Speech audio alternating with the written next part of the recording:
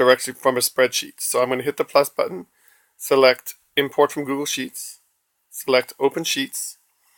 I've already set this up. As you can see, I have a column of first name, last name, ID, and you can also put gender there. That's going to be used in the future for making groups based on mixed groups or same gender groups. Use an M for male or an F for female. So what you do is when you have your columns of data, drag and highlight so you can select them all.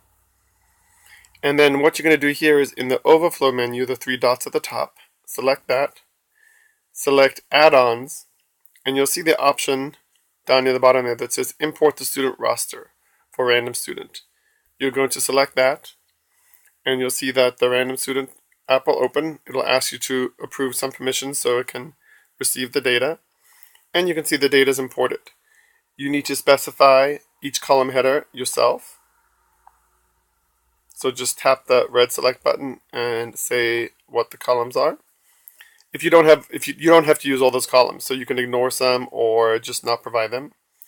And when you're done, select import the data to, and you have a choice of just the master list or an individual class. I'm going to select chemistry as the class. And then it says the data has been imported. You can either return to the sheets or view the class. I'll view the class. And there we are in the app, and you've got all the students already added to your class very easily.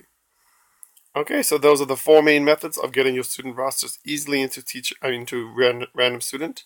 Please email me, the developer, if you have any questions or need any help. Thank you.